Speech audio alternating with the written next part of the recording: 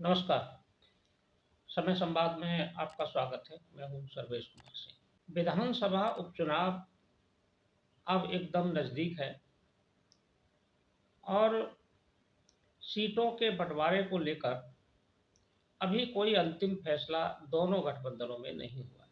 हालांकि भारतीय जनता पार्टी के गठबंधन में तो ऐसा लग रहा है कि एनडीए गठबंधन में कि वो सीटों का तालमेल आसानी से सुलझा लेंगे, क्योंकि भारतीय जनता पार्टी भी ये मानकर चल रही है कि मीरापुर सीट राष्ट्रीय लोकदल को देनी है। राष्ट्रीय लोकदल उस सीट से पहले जीता भी था। और दूसरी पार्टी है निषाद पार्टी। निषाद पार्टी ने दो सीटों पर दावा ठोका हुआ है, एक मिर्जापुर की मजमा सीट और दूसरी अयोध्या जनपद की कटेहरी सीट। तो निषाद पार्टी इन दो सीटों पर दावा कर रही है। संभवतः भारतीय जनता पार्टी एक सीट मजमा निषाद पार्टी के लिए छोड़ सकती है। दूसरी तरफ समाजवादी पार्टी और कांग्रेस का जो गठबंधन है, इंडिया गठबंधन, इसमें दो ही दल हैं उत्तर प्रदेश में, तो दोनों के बीच में अभी सीटों का तालमेल होता नजर नहीं आ रहा है। दोनों के बीच सीटों की संख्या को लेकर मतभेद है और वो चुनाव से पहले सुलझ जाए तो ये मानिए कि वो अच्छा मुकाबला कर सकते हैं एनडीए गठबंधन का। लेकिन जो संकेत मिल रहे हैं और जो परिस्थितियां बनी हुई है, उसमें कांग्रेस कुछ ज़्यादा ही उत्साहित है। कांग्रेस समाजवादी पार्टी से अब उपचुनाव में बराबरी करने लगी है। अभी जो लोकसभा का चुनाव हुआ था, उसमें कांग्रेस को 17 सीटें समाजवादी पार्टी ने छोड़ी थी, उसमें से उसने 6 सीटें जीती। जबकि भारतीय जनता पार्टी के मुकाबले में समाजवादी पार्टी आगे रही और समाजवादी पार्टी ने 37 सीटें जीती इस चुनाव में। तो समाजवादी पार्टी बड़ा दल तो है उत्तर प्रदेश में और मजबूत दल भी है, लेकिन कांग्रेस को अब ऐसा लगता है कि शायद उनकी वजह से समाजवादी पार्टी की सीटें बढ़ी उत्तर प्रदेश में, क्योंकि दलित और मुस्लिम वोट कांग्रेस के कारण इंडिया गठबंधन को मिला, ऐसा कांग्रेस के प्रेक्षक और रणनीतिकार मानते हैं। हो सकता है कि कांग्रेस के कारण कुछ बढ़त मिली हो, लेकिन इतना भी नहीं है कि वो एकदम जमीन से उठकर कांग्रेस एकदम आसमान पर पहुंच जाए। कांग्रेस ने इसी अपने आत्मविश्वास में कहें या अति आत्मविश्वास में कहें, समाजवादी पार्टी के सामने ये मांग रख दी है कि अब उसे कम से कम 5 सीटें लोकसभा विधानसभा के उपचुनाव में मिलनी चाहिए।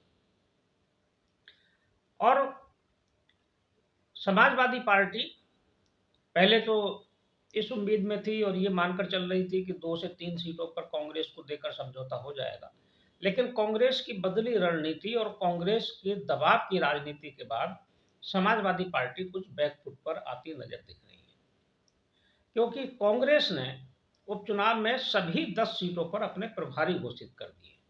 यानी कि कांग्रेस इस तैयारी में भी है कि अगर गठबंधन से सीटों का तालमेल ठीक से नहीं हुआ तो वो सभी सीटों पर उपचुनाव में अपने प्रत्याशी उतारे।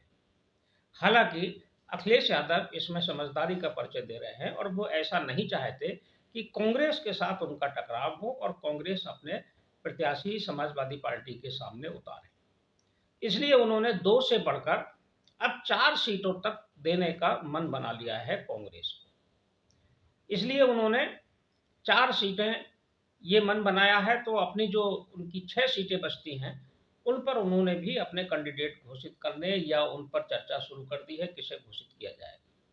कांग्रेस के लिए जो 4 सीटें छोड़ने की मंशा समाजवादी पार्टी रखती है, उसमें एक खैर विधानसभा सीट अलीगढ़ की जो सुरक्षित सीट है, दूसरी गाजियाबाद नगर की सीट, तीसरी कुंदर की सीट मुरादाबाद जिले की और चौथी मीरापुर सीट मुजफ्फरनगर जिले की। ये 4 सीटें कांग्रेस के लिए छोड़ने का मन लगभग समाजवादी पार्टी ने मना लिया है, लेकिन कांग्रेस लगता है इससे संतुष्ट नहीं।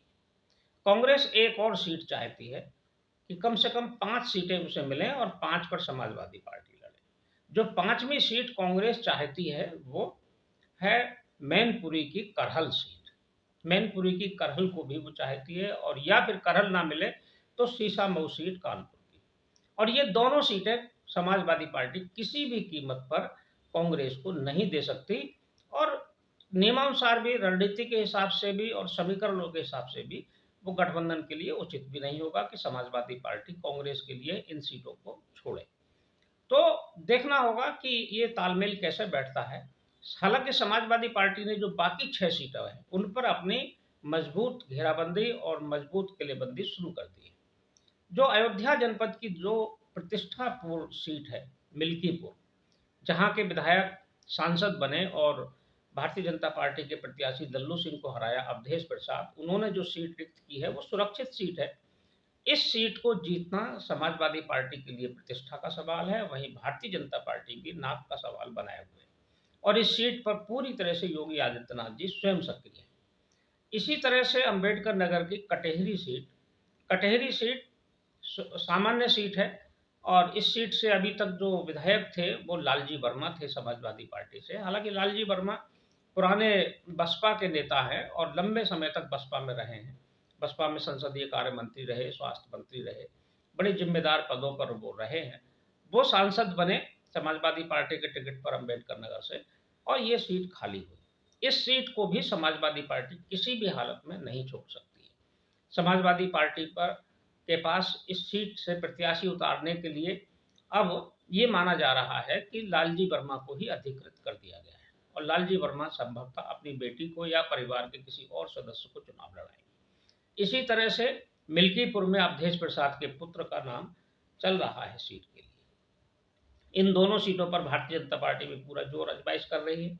मझवा सीट भारतीय जनता पार्टी संभवतः निषाद पार्टी को छोड़ देगी, जैसा हमने पहला कहा, लेकिन समाजवादी पार्टी भी इस सीट पर मजबूती से लड़ेगी। एक सीट है कानपुर की शीशामऊ सीट। इस सीट का जो इतिहास है वो समाजवादी पार्टी के लिए बहुत अच्छा रहा है। समाजवादी पार्टी के जो प्रत्याशी जिनकी सदस्यता खत्म हुई, इरफान सोलंकी, उनका उन्होंने ये 2022 में जीती थी सीट, 2017 में भी जीते और 2012 में भी जीते। 3 बार से लगातार वो इस सीट से विधायक थे। हालांकि इसके पहले वो एक बार आर्य नगर से भी जीत चुके हैं। उनके सदस्यता खत्म होने के बाद ये सीट रिक्त हुई है। इस सीट को भी समाजवादी पार्टी ये मानकर चलती है कि उनके लिए वो सुरक्षित सीट है, और संभवतः इस सीट के लिए प्रत्याशी भी लगभग तय है। इरफान सोलंकी की पत्नी शायद यहाँ से चुनाव लड़ेंगी, ऐसा मन बना लिया है समाजवादी पार्टी ने। एक और सीट है जो मैनपुरी की है, मैनपुरी की करहल सीट। करहल चूंकि मैनपुरी लोकसभा क्षेत्र में आता है, और ये सीट अखिलेश यादव के त्यागपत्र से रिक्त हुई है। अखिलेश यादव कन्नौज से चुनाव जीते तो करहल की सीट से उन्होंने त्यागपत्र दिया है। ये कहा जाए समाजवादी पार्टी की एक तरह से सुरक्षित सीट है। यहाँ यादव बाहुल्य है, और मैनपुरी लोकसभा क्षेत्र में वैसे भी समाजवादी पार्टी का दबदबा है, तो ये सीट भी समाजवादी पार्टी सुरक्षित मानकर चल रही है। हालांकि भारतीय जनता पार्टी भी पूरा प्रयास करेगी इस सीट पर चुनौती खड़ी की जाए। फूलपुर लोकसभा विधानसभा सीट भी रिक्त है, और विधानसभा सीट पर जीतने के लिए भारतीय जनता पार्टी इस बार आशान्वित है, क्योंकि भारतीय जनता पार्टी के ही यहाँ से विधायक थे, उनके सांसद बनने के बाद यहाँ की सीट रिक्त हुई है। तो फूलपुर के लिए भी भारतीय जनता पार्टी और समाजवादी पार्टी के बीच सीधा सीधा मुकाबला होगा। पश्चिम उत्तर प्रदेश की जो सीटें हैं उसमें राष्ट्रीय लोकदल वहाँ मजबूत है, क्योंकि भाजपा और राष्ट्रीय लोकदल का गठबंधन है। तो जो मीरापुर सीट है उस पर अगर कांग्रेस का प्रत्याशी आता है तो भारतीय जनता पार्टी और ये गठबंधन आसानी से इस सीट पर उसका मुकाबला कर लेगा। और गाजियाबाद की सीट को भारतीय जनता पार्टी सुरक्षित मानकर चलती है। इसी तरह से खैर की सीट को भी भारतीय जनता पार्टी सुरक्षित मानकर चलती है। कुंदर की सीट ऐसी है मुरादाबाद की, जो भारतीय जनता पार्टी के लिए थोड़ा मुश्किल भरी सीट है। कुंदरकी में मुस्लिम मतदाताओं की संख्या ज़्यादा है, जैसे कानपुर के शीशामऊ में, ऐसे ही कुंदरकी में। माना जाता है कि यहाँ लगभग 60% मुस्लिम मतदाता है। ये सीट रिक्त हुई है। जो समाजवादी पार्टी के जियाउर रहमान यहाँ से विधायक थे, वो संभल से लोकसभा का चुनाव जीते समाजवादी पार्टी के टिकट पर, उनके टिकट के बाद रिक्त हुई है। वैसे यहाँ समाजवादी पार्टी में टिकट मांगने वालों की लंबी फहरिस्त है। मुरादाबाद के पूर्व सांसद डॉक्टर एसटी हसन यहाँ से टिकट मांग रहे हैं, रिजवान हुसैन टिकट मांग रहे हैं और कई लोग ऐसे हैं जो टिकट मांग रहे हैं। लेकिन अगर समाजवादी पार्टी ने ये सीट कांग्रेस के लिए छोड़ दी, तो फिर कांग्रेस अपने हिसाब से प्रत्याशी उतारेगी।